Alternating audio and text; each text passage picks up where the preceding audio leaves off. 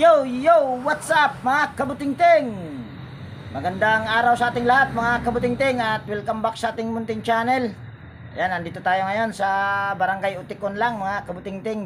At mayroon tayo ditong gagawing electric fan mga kabutingting. My favorite brand, Asahi. At bago ko ito umpisahan mga kabutingting ay disclaimer lang, lahat po ng video na ina-upload ko sa aking YouTube channel ay based lang po sa aking experience at hindi ako dito nagmamagaling. Yan mga kabutingting, ito nga pala yung may-ari, si Yoyo Pilipi. Kaway-kaway mo na, Yo. Iyon oh. Laki ng ngiti ni Yoyo. Yoyo Pilipi. At maganda yung ano nila mga kabutingting dahil ayan oh, mahilig sila sa tanim ng mga flowers. Di ba, Yo? Iyon oh. Dito naman tayo sa kanyang asawa, butihing may bahay. Yan si Ate Aida. Ayan. At dito naman tayo dito sa ating gagawin mga kabutingting. Ito yung gagawin natin. Yan kung nakikita nyo ay Asahi. At ito yung favorite ko sa mga brand. Pero ito ay mga bagong labas na ito sa mga Asahi pag mga ganito. At una kong gagawin yan mga kabutingting ay ibababa ko lang. So ayan mga kabutingting, naibaba ko na. Una lang natin gawin ito ay tester lang natin. Ito daw ay biglang huminto. Yan, ito yung tester natin. Ngayon ay on lang natin ito. At iset natin ito sa sana all. Yung sana wala pa kaya all lang muna nandyan. Ginagawa pa yung sana mga kabutingting. So ngayon ay pindutin ko lang ito sa number 1. At tignan natin kung ba tayong marireading sa ating tester. Yan, wala tayong nare-reading. Pindutin ko lang dito yung number 2. Wala pa rin. Number 3, wala pa rin. So ibig sabihin wala talaga itong power. Sunod natin gawin ay tanggalin muna natin tong screen. At napakalambot. Kung nakikita nyo, tagal huminto. Tanggalin lang natin tong LC. At walang kaalog-alog pa ito mga kabutingting. At napakalambot pa. Sunod natin gawin ay tanggalin lang natin itong tornilyo sa housing sa pangharap.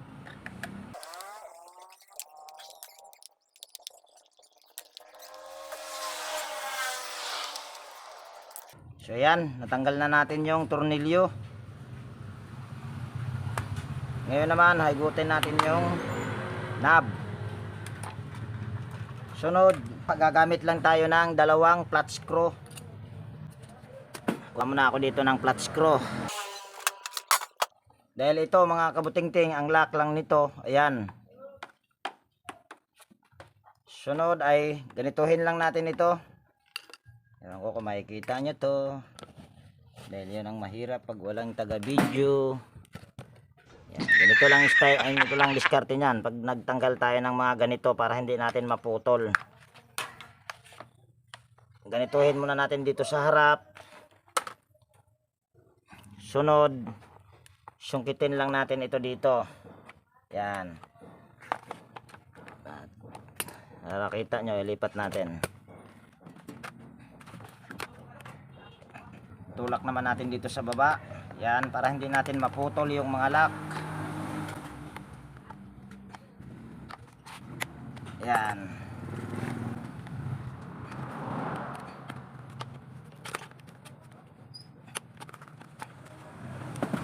Paikot ito mga kabutingting.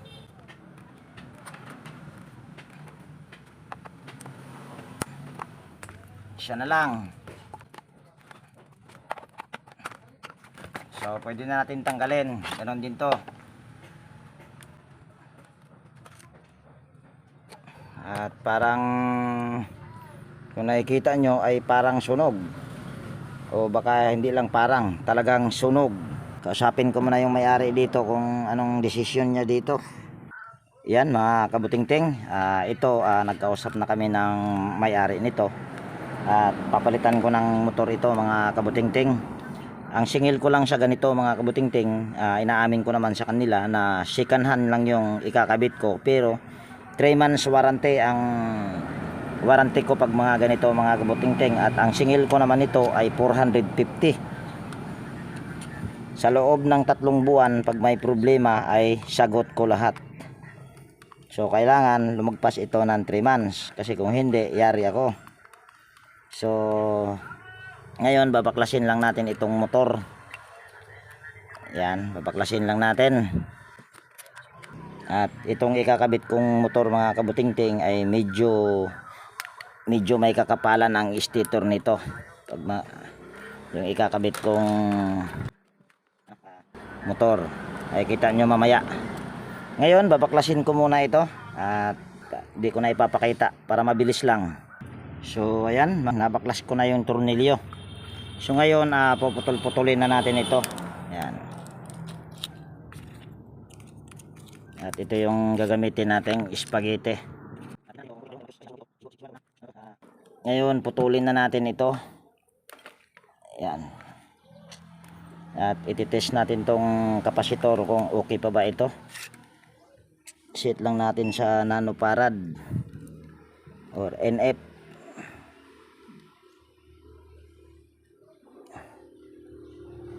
Sira na rin yung kapasitor nito dahil ang nakalagay dito ay 1.2. Nawala. Tagal Ayan, 1.2 na lang. Ang nakalagay dito ay 1.5 microfarad. Yan, kita nyo naman siguro. So ibig sabihin sira na rin yung kapasitor. So ngayon papakita ko sa inyo yung nabili ko yan ay sa junk shop ko lang nabibili yan. At kung napapansin nyo ay mayroon na siyang ito, yung balat sa dulo ng wire. So ngayon tester lang natin ito ulit para makita nyo. Pag bumibili kasi ako sa junk shop mga kabutingting, ay ito muna ang ginagawa ko. At iset lang pula muna natin ito sa sana all ulit. Yan. Yan ibig sabihin pagka mayroon siyang reading, di yata kita. Salita ako ng salita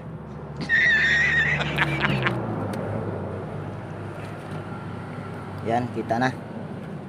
So ngayon tester lang natin ito. Yan, kung nakikita nyo ay mayroon tayong nare-reading sa dalawang linya sa kapasitor. Ito yung linya na to. So yan yung pamamaraan ko pagka bumibili ako sa junk shop. Yung itong dalawang linya lang sa kapasitor ang tinitester ko. So ngayon para maikabit natin ito, at pasintabi lang pala mga kabutingting, dito sa amin ay walang rewind na nabibili, kaya gumagawa ako ng paraan katulad nito. Napakaganda pa ng electric pan na ito, sayang naman kung itatapon. Kaya pasintabi po sa mga bagong napadpad dito sa aking munting channel, dito po ay walang nabibiling rewind dito sa aming lugar sa Southern Leyte. Kaya baka mag-comment kayo dyan na dapat nagbumili ka na lang ng bagong rewind.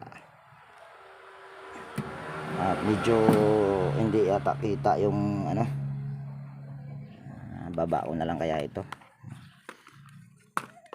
para hindi pa rin masilaw mga kabutingting.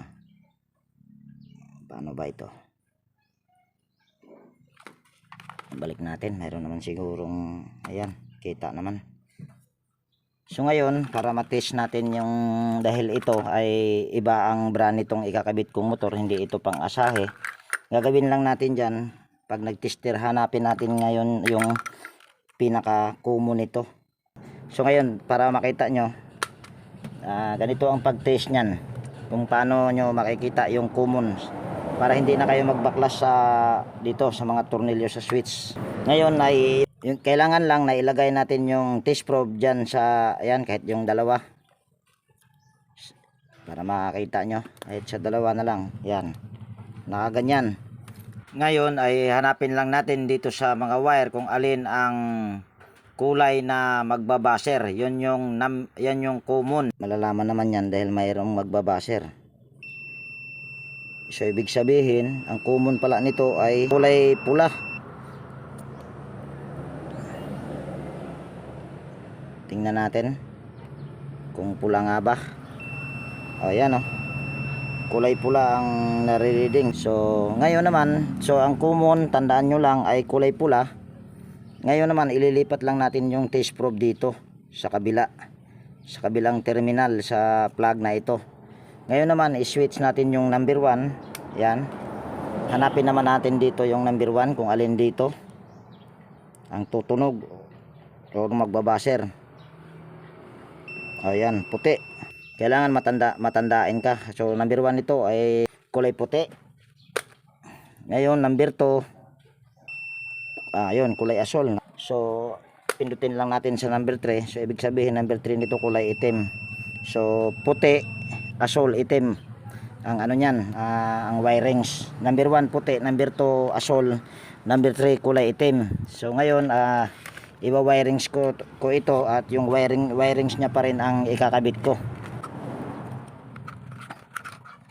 Ito mga kabutingting, hindi naman talaga ako magaling nito. Yung kunti ko lang kaalaman ay sinishare ko lang kung ano lang natutunan ko dito. Dahil hindi talaga ako aamin na magaling ako. Dahil yung pinakamagaling sa ating lahat ay nandoon sa taas. Tama ba mga kabutingting? Yun ang pinakamagaling. So tanggalin lang natin yung mga ito, yung mga nakasuklob para mga wirings natin ito. At nakalimutan ko na rin dito kung alin ang number 1, number 2, number 3. So madali lang. Ito yung number 1 kulay pink, number 2 kulay dilaw, number 3 kulay puti. So ayan oh. Madali lang kasi nakaayos na yan dito para malalaman mo kung saan ba yung number 1. Hindi pala masyadong kita. Para malalaman natin, pwede nating testirin yan mamaya. Para makita nyo na kulay pink yung number 1 yan at yung number 2 ay kulay dilaw. At yung number 3 ay kulay puti.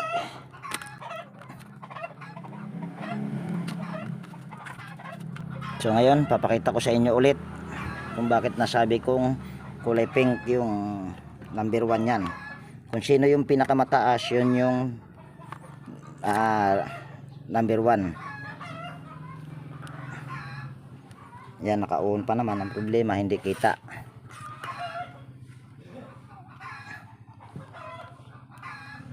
Yan, medyo kita naman yata konti. Masilaw kasi. So ngayon, ang common naman nito ay ito kasi may fuse pa. So reading lang natin. Ito yung number 1, tandaan nyo yung number. Yan o, 670 mahigit. Dito sa dilaw 596. Mababa sa kulay pink.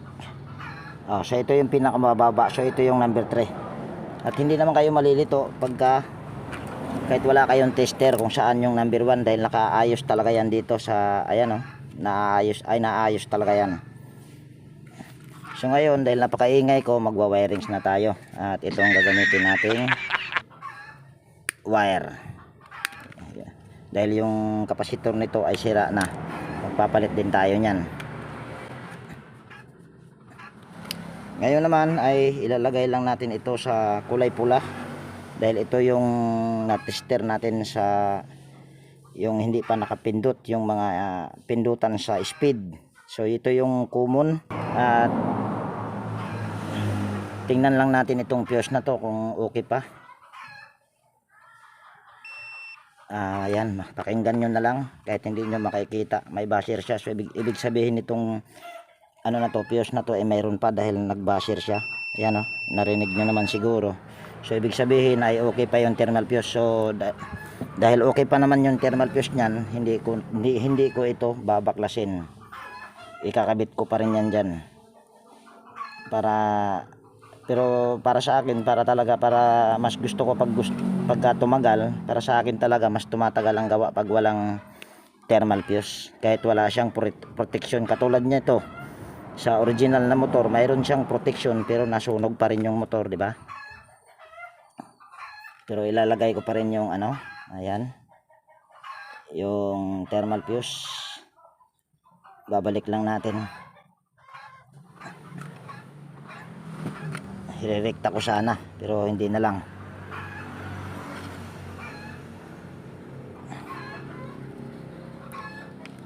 Ayan, naputol pa. Balatan nga natin ito.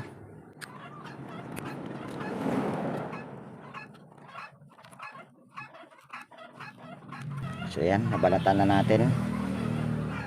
Ngayon yung kulay pula ay ilalagay natin sa kabilang ano, sa thermal fuse. Ngayon naman itong ano na ito ay ilalagay natin naman dito sa kabilang thermal fuse na nandyan yung isang hibla na yan yung common. So ayan. Ngayon, kung natandaan nyo kanina mga kabutingting, yung number 1 nito ay kulay puti. Puti, asul, itim. Ngayon, itong pink na to, dahil ito yung number 1, ay kakabit lang natin ito sa kulay puti. Yan, pulupot lang natin itong dalawang hibla. Ito yung sa speed.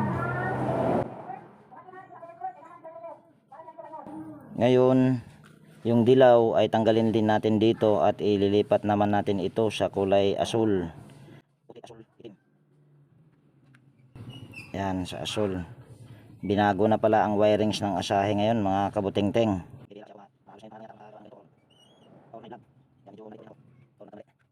Tapos yung puti nito ay lilipat naman natin ito sa kulay black. Tanggalin lang natin yung hibla. Kiskisin lang natin dahil naputol ko. Yan. Yan, ikabit lang natin ito sa kulay black at pulupot lang natin. At yung natira nito kulay pula, habaan lang natin ito ng wire para hindi na tayo magdugtong.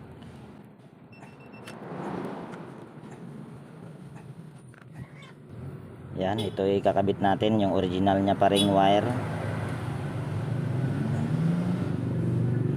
At pasensya na kayo mga kabutingting, halos araw-araw na yata ako nag-upload. Ako po kasi ay talagang basta pag sinisipag ako, araw-araw talaga ako may gawa kahit wala akong home service. Ito kasi home service din to. Dumaan ako sa kanila dahil bago ako makarating doon sa dagat ay dito talaga ang daanan sa kanila. At nakita ako ng ano, parang pinsan ko rin yata ito sila na medyo malayo-layo na at iba na yung soldering lead natin. Bumili ako kahapon pero tingi lang.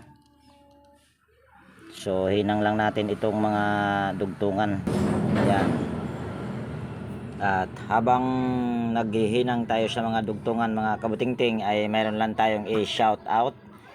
Shout out Edgardo Dato Jr. Talavera, Benjan Calderon, John Santiano, Rambas, Igay Ilupre ng Quezon City, Renato Aban from Pasig City, Yex Vlog, Clodimir Santos from Pasig City, Roberto TV Harris from Pasig City, Hermes Suarez. Yan, shout out po sa inyong lahat. At sa mga hindi ko nabanggit ay kung gusto nyo magpa shout out ay pwede po kayong mag comment. Yan, nahinang na natin lahat. Ngayon suklob na natin tong spaghetti. Yung spaghetti ang original ang ikakabit ko nito dahil medyo mas maganda-ganda itong ganitong spaghetti kaysa ito. Ito kasi kalimitan nito ay nasusunog din sa katagalan. Yan, sakluban lang natin. Yan, habang nagsusuklob tayo ng mga spaghetti sa mga dugtungan ay mayroon lang tayong i-shout out pa. Shout out JW Jingward, Horseshoe TV, Bullet Train Channel, Edwin Sagaynomix Vlog, Andy Rabino TVTik, Paying Tech PH Official, Yan, shout out po sa inyong lahat, sa ating mga silent viewers, sa organic viewers. Yan, shout out din po sa inyong lahat.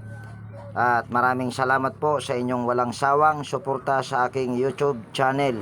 Kung wala po kayo, siguro ay hindi ko na siguro to ipagpapatuloy pa. So yan, sunod nating gawin ay itatali lang natin ito.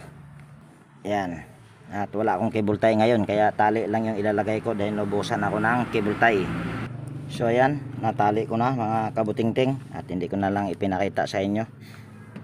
So ngayon ay tester natin ulit ito kung okay ba yung pag-wirings natin. Baka mamaya na nalimutan ko yung number 1, number 2, number 3, baka mali ako. So ayan, kunin ko lang dito yung power cord.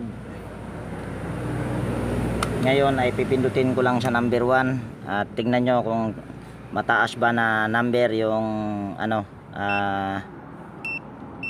lalabas.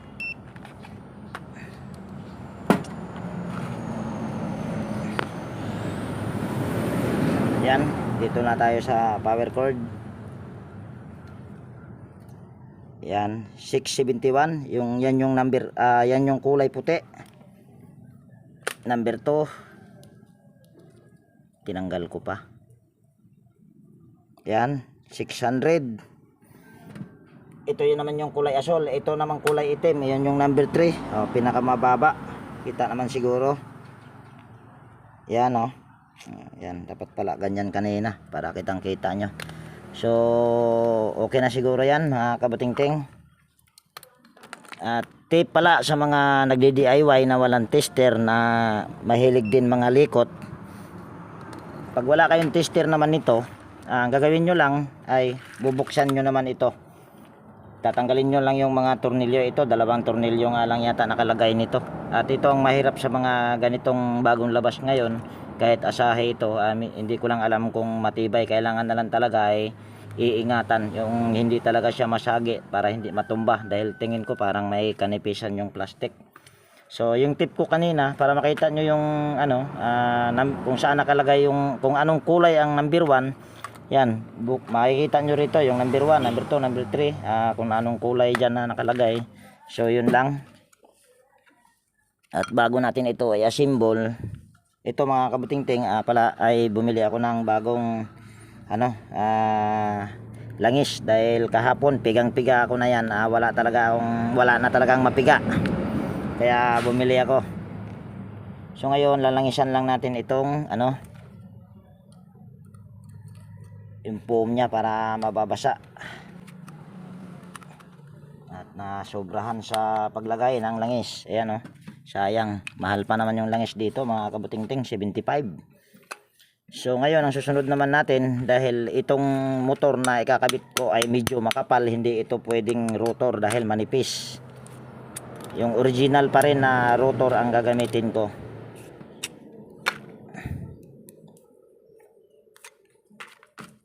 Yan. Ngayon ay tatanggalin ko lang yung shafting at pupukpukin natin. Pukpukin ko pala. Tanggalin lang natin tong mga spacer. Dati mayroon akong tubo na stainless. Sa mga nauuna kong upload, makikita nyo yung tubo ko na stainless. Hindi ako nahihirapan pag nagtanggal nitong kaso ngayon nawala. So hindi na ako panibagong tubo dahil mabigat yung so ganito na lang ginagawa ko. Mas maganda talaga pag may tubo, mas mabilis. Ako pa nga ganito mga kabutingting ay tinatansya ko, pero kung mga bago pa lang kayo, wag nyo tansyahin. Kailangan may tanda kayo na sobrahan.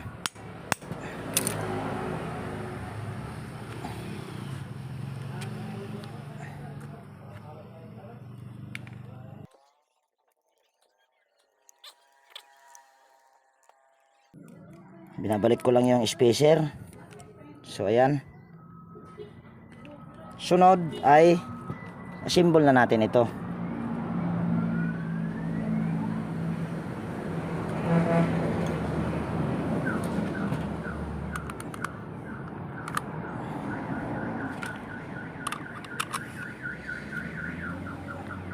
At tignan natin kung mayroon ba siyang play. Yan, saktong sakto lang talaga. At yung spacer lahat ay binalik ko. So tingnan lang natin itong tornilyo na to kung pwede ba.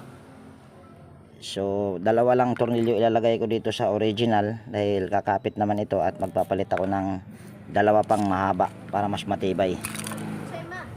So tornilyo ko lang ito. Ngayon hahanap lang ako ng mahabang tornilyo, dalawa. Kasi yan, pwede naman din pala lahat. Ang ibabalik ko lang yung tornilyo kasi ayan oh, nakakapit naman siya. Pero tatanggalin ko lang tong mga lock washer, hindi ko na ikakabit. Ayan. Ayan naman ay kahit walang lock washer ay walang magiging problema yan.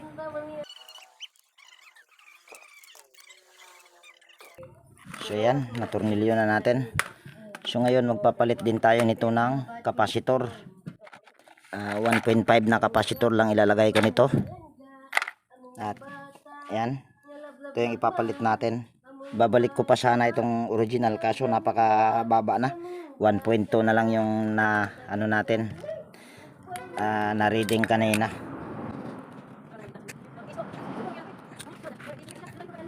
Ngayon ay lagyan lang natin ng soldering lead yung magkabilang terminal sa kapasitor at ganon din yung dalawang linya na wire na ikakabit sa kapasitor.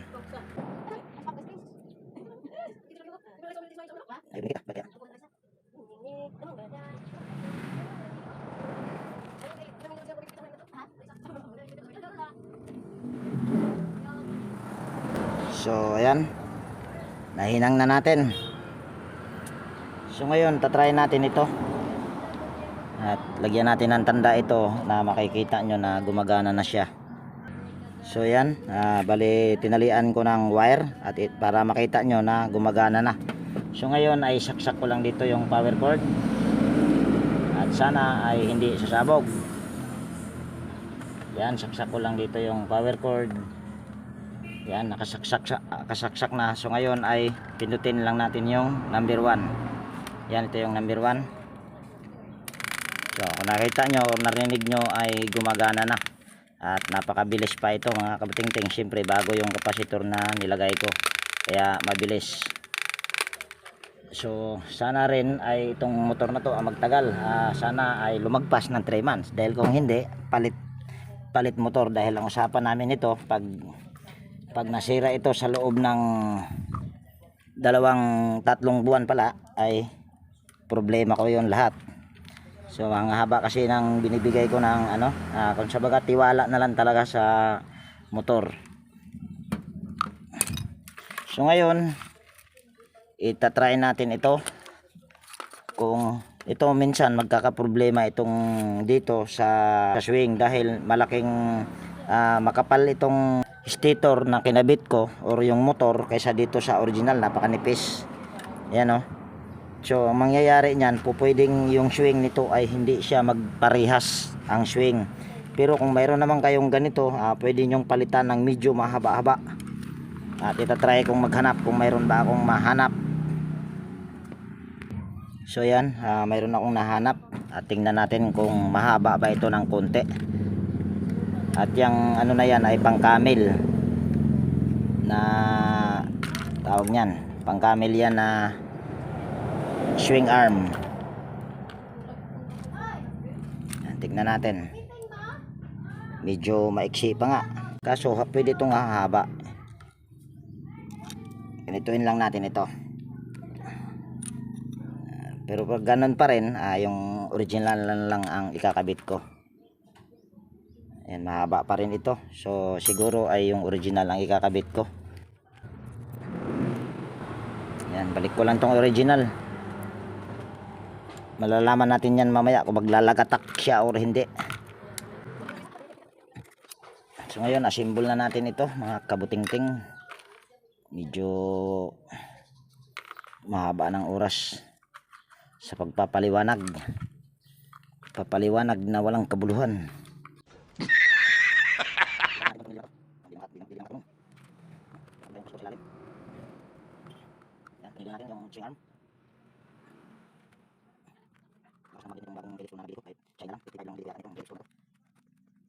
So yan, nakabit na.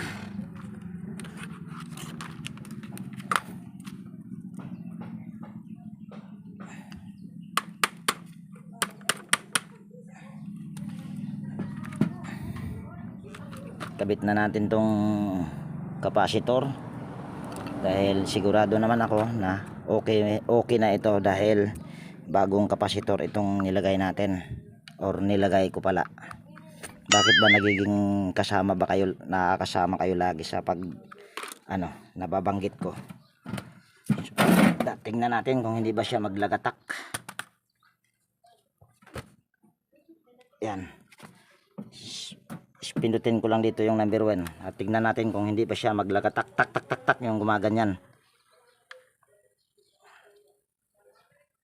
So ayan, ito yung sinasabi ko sa inyo kanina na ang paling dito sa kabila dito ay maliit, pero pag paling doon sa kabila ay malaki.